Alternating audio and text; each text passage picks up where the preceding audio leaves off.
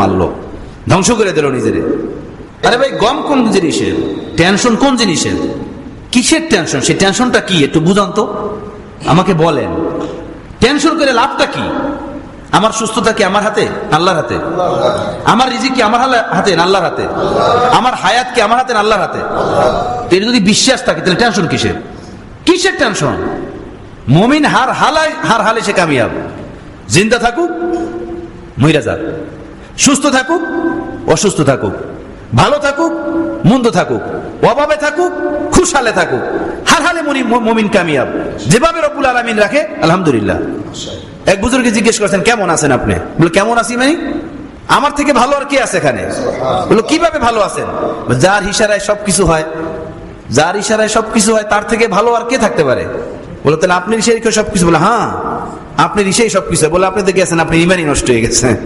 আপনি এতদিন জানতাম আল্লাহর ইশারায় বাতাস চলে, জমিনের ভিতরে শস্য ওঠে, আসমানে সূর্য ওঠে, চন্দ্র ওঠে। এখন শুনলাম আপনার ইশারায় সব হয়।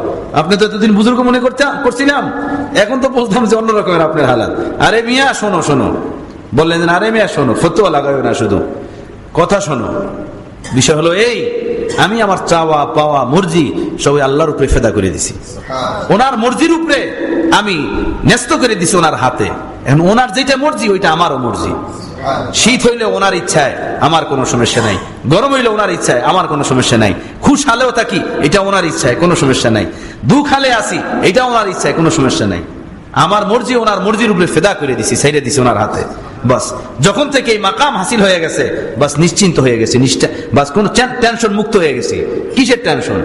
शुक्र है दर्द दिल मुस्तकिल हो गया, अब तो शायद मेरा दिल भी दिल हो गया, अब तो शायद मेरा दिल भी दिल हो गया, शुक्र है दर्द दिल मुस्तकिल हो गया।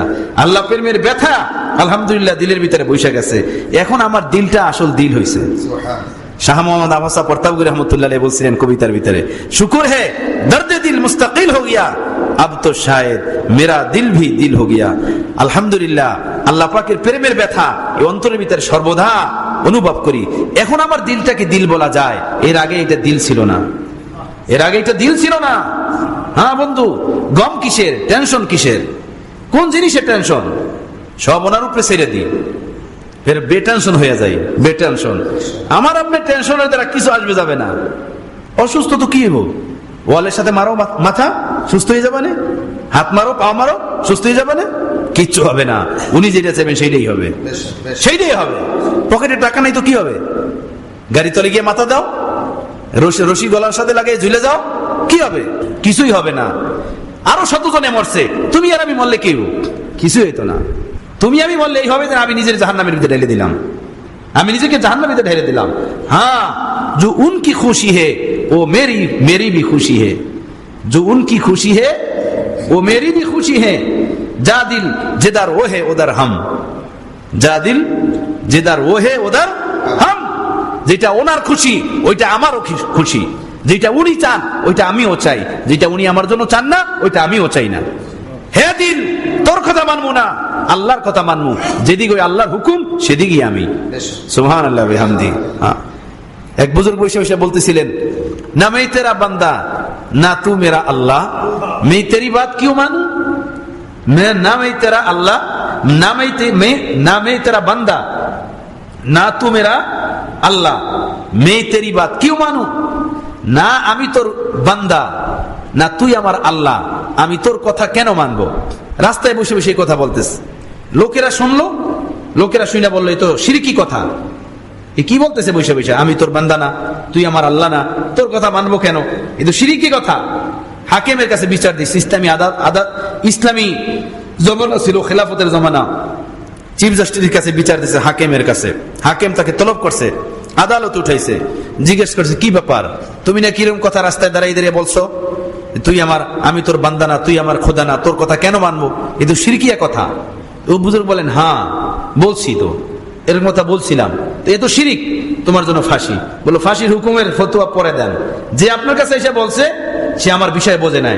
শোনেন, আজকে অনেক দিন যাবত একটা গুনাহ আমার দিলের ভিতরে খালি ঘটতেছে, একটা গুনাহের ওয়াসওয়াসা, যে এই পাপটা কর, এই পাপটা কর, এই পাপটা কর, শুধু আমাকে দাগা দিতেছে। পরে আমি দাঁড়াইয়া নফসকে বললাম, হে নফস, আমি তোর বান্দা না, তুই তুই আমার খোদা না, তোর কথা আমি কেন মানবো? সুবহানাল্লাহ বিহামদি। হ্যাঁ, বান্দা তো ওনারই, এই নফসের বান্দা না। গোলাম তো ওনারই, নফসের গোলাম না। আমার প্যারে মুর্শিদ রহমতুল্লাহ আলাইহি কবিতার ভিতরে বলছেন, গোলামু কা গোলাম বনকর मैं अपनी कीमत को क्यों घटाऊं, গোলামু কা গোলাম বনকর मैं अपनी कीमत को क्यों घटाऊं। এই জমিনের যারা যারা গোলাম বন্ধু, এখানের যে গোলাম হয় সে গোলামের গোলাম হইল, গোলামের গোলাম হইয়া নিজের মূল্যকে কেন তুমি তছনছ করে দাও, আগুন লাগাই দাও।